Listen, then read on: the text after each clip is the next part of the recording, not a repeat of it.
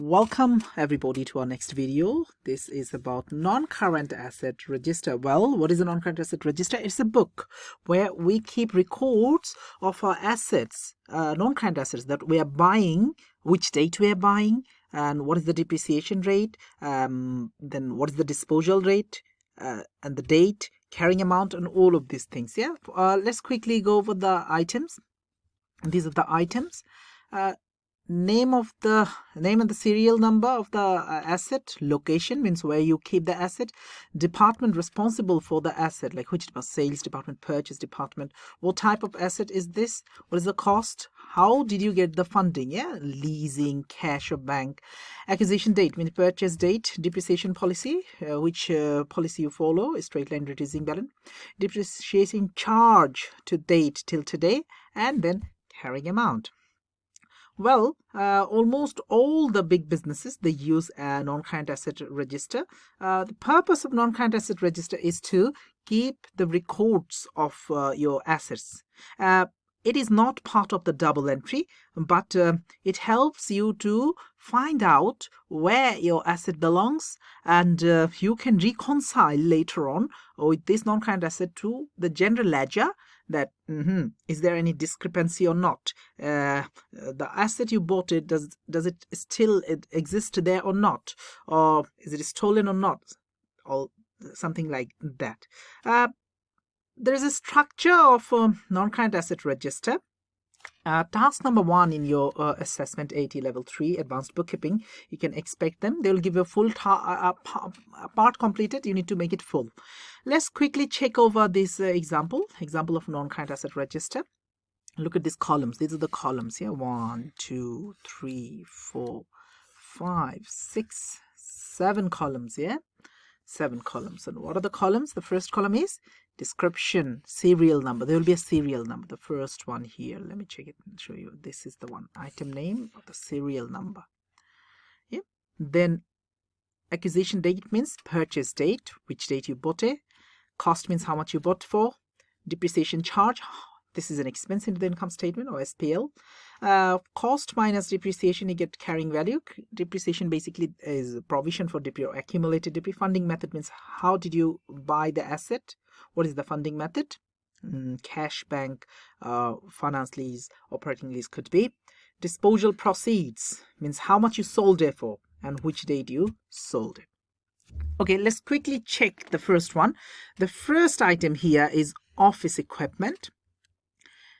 And it's a ledger printer, and LP664 is the number. Acquisition date 28/2017 you bought it for. How much you bought it for? 6,000. Depreciation charge at the end of the year is the depreciation charge here, and that is 1,200. So cost minus depreciation, you get net book value or carrying amount. You know, the depreciation is 1,200. So how much is the depreciation charge? You should, by this time, you should be able to understand. Let me take the calculator on screen and try to work it out for you. You do 1200 divided by 6,000 times by 100. That means it's a 20% in depreciation, right? It's a 20% depreciation. And look at this. Even 2018 is 1,200. Is 2019 is 1,200. So what do you think? Which method they're following? Yes, well done. They're following a straight line method of depreciation. But that was just extra learning for this particular non-current asset register. You need to know what is your depreciation charge, 1,200. What is your carrying amount? Cost less accumulated depreciation, 4,800. And then you get funding method. How did you get the money? It's a finance lease. Yeah. Well, and there is no disposal of this asset yet here, so it's nothing there. On 2018, look at this. 1,200 again would be deducted from where? From your net book value. Or you can say 1,200 plus 1,200, 2,400 would be deducted from your cost to get carrying amount. That's how you do, don't you? So that's 2019. How do you get the carrying amount? Cost minus all the depreciation. That's how you get. It's too messy. Let me make it a little clear. Yeah. See the noise of eraser. Zig, zig, zig. Okay. Well, then there is another printer, inkjet. Inkjet printer is IP serial number given, and we bought it on 2018, somewhere in May. What is the start? Year start. Let's check it out. Is there any? There is nothing much written about this one. No year starting, but don't worry about it. We bought it for £400. And how did we buy it? Cash, yeah, cash or bank.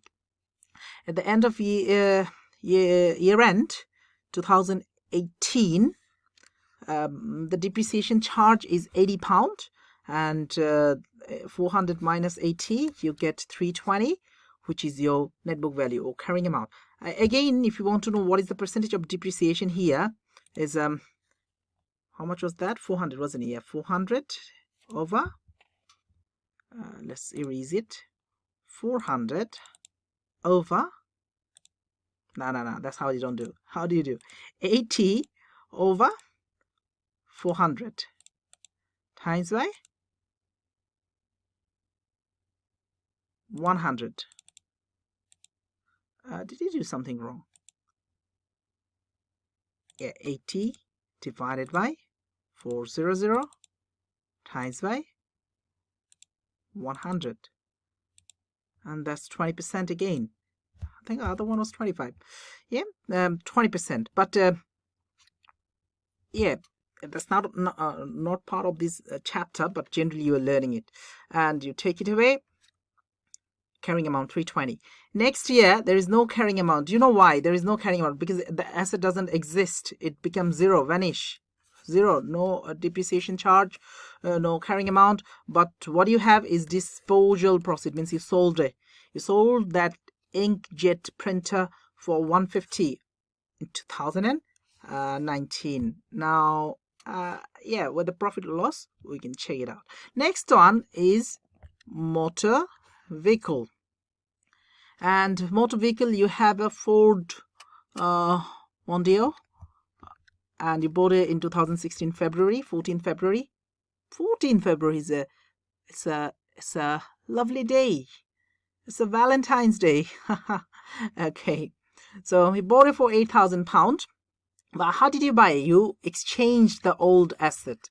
Yeah, you had an old Ford, could be, or any asset, you exchange it and you bought this new one. But look at the depreciation. This column is depre, remember. Yeah, this column is carrying amount, remember. So depreciation is 2,000, then it's going down, 1,500 is going down, and it's going down. That means it's a reducing balance. Yet again, how can you check out the percentage of the depreciation? 2,000 over 8,000, don't you? Yeah, let's erase it. 2,000 over 8,000 equals to 25%, but it's a reducing balance. So a reducing balance you always do on carrying amount, non-current NBV, net book value. Yep. So cost minus depreciation, you get net book value. On that you do that 25% again. You get this take away from the net book value. Take away from this is taken away, 1,500 taken away, and you keep getting this at the very end is the net book value of your asset given. And that is your non-current asset register, everybody. Yep. Now, how do you update the non-current asset register? You update this way, like you just fill in the boxes. These are the items you fill in it. Yeah, fill it. Fill the boxes. That's how you update it. Cash or finance, lease, and likewise. All right. So let's go little more detail. Here, few theories given. You can read at your own time. I'm just going little quicker on this stuff. Updating the non-current asset register. General updates to non-current asset register.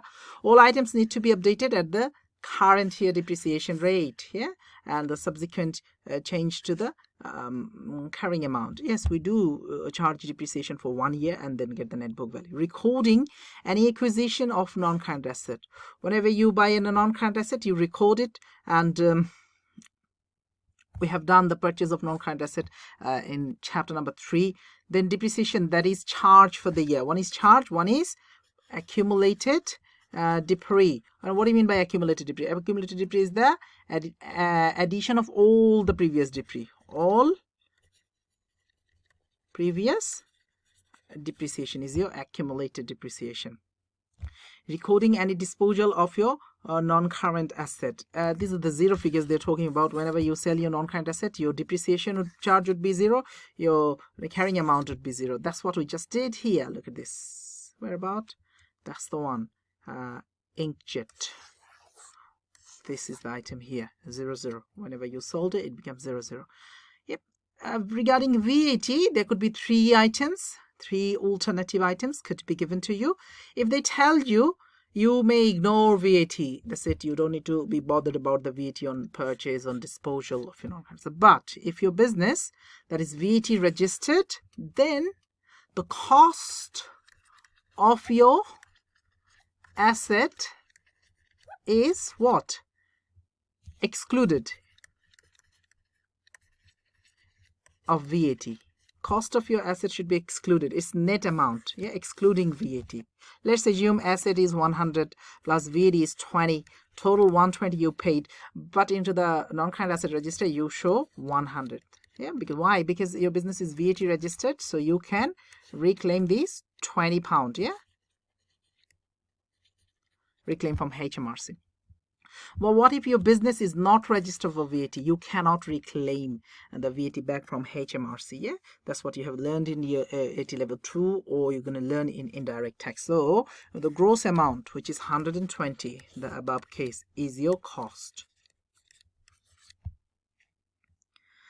And that's it. So we are going to go on another activity, which is activity number 5. A business has a policy to capitalizing non-current asset expenditure over 300, ignoring VAT and depreciation. All right, life is a little easy on that note. What is the requirement? Identify by placing a tick in the relevant box which of the items below should be recorded in the non-current asset register. Okay, there are 1, 2, 3, 4, and 5 items. First item, motor van. It's a non-current asset. Yeah. Registration number given, cost is more than 300, which is 6,000, and funded through a hire purchase agreement purchased on that date. What do you think? Should you capitalize? Should you not? Yes, you should. It's a non-current asset. It's a capital expenditure. Second one, optional insurance taken out of that van of 350 paid in cash. Now 350 is higher than the threshold 300, but is it capital or revenue expenditure? It's a revenue expenditure. It doesn't go here, so it's no. Dell laptop, it's a non-current asset, long-term asset, but how much is the value? 2,000. And the serial number given, paid in cash, purchased on certain date, commercial credit terms. What do you think? Yes, of course, you should capitalize it into the non-current asset register. A second-hand scanner and printer costing 50, purchased on a date, paid in cash. Item has an expected life of 10 months. Now it is a non-current asset, but it's less than the threshold 300. That's why you shouldn't write into the non-current asset register. A photocopier, serial number given. It's a non-current asset, obviously. Costing is 3,000, more than the threshold, which is 300, and funded through a loan. And you must register it your non-current asset register. That was that, and let's go to another. There's another quick activity, actually part B, where an item should be recorded in the non-current asset register. Make the relevant entry to the table below. Now the table again given, look at this, how many columns? 1, 2, 3, 4, 5, 6, 7, 8. 1, 2, 3, 4, 5, 6, 7, 8. 8 columns. And you should familiarize yourself with these columns because it comes in your assessment. It comes in your exam. Now we are going to capitalize 3 items. We said motor vehicle, computer, the Dell computer, and some photocopier, isn't it? So we need to write it down here in the boxes. The first one, and we got a pick list. Pick list given for description and for funding method. So we're going to deal with description and funding method. These are the 2. I have seen there's a cost given as well, so we can check out the cost. We can check out the write it down, the acquisition date if you want to. I'll show you everything. Motor vehicle. What is the first motor vehicle he bought? Motor van is the registration number AT59 CBA. And so let's check it out. Something like that. We have some at the bottom, and it's a hire purchase. It's a hire purchase, isn't it? So a van, yeah, you do have a van AT59 CBA. That should be gone here. Van AT59 and whatever. That's first one. Second one is hire purchase HB, which is given here. The tick I did. If you want me to show you, this is the one been taken here. Okay, this is your answer, but we can go beyond that. In exam, you might need to go beyond that note. So acquisition date and cost. How much is the cost? Was 6,000. Let me take another color pen here. That's your 6,000. What is the date? 23/09/19, isn't it? So cost is 6,000 and date is 23/09/2019. Okay, let's check out the second one. It's a computer. It's a Dell computer, I remember. So it should be this one, Dell laptop LT404. Let's check it out. LT404.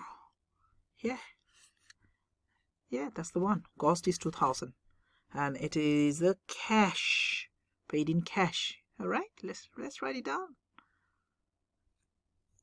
Dell laptop LT whatever is that. And how much was that for? 2,000, wasn't it? Cost was 2,000 and it's a cash. You take this one here, cash. And let's check it out from the question one more time. Yeah, 2,000 and the date. Where's the date? Here is the date. 24/05/19. 24/05/19. Yep. Next one. Office equipment. What did you buy? We bought a photocopier, doesn't he? Let's check it out. The last one. A photocopier serial number given. So that is our answer 1. And it's a loan. We've taken a loan. There's a date given. There's a money given. 3525. Okay. So the first thing first is it's a photocopier.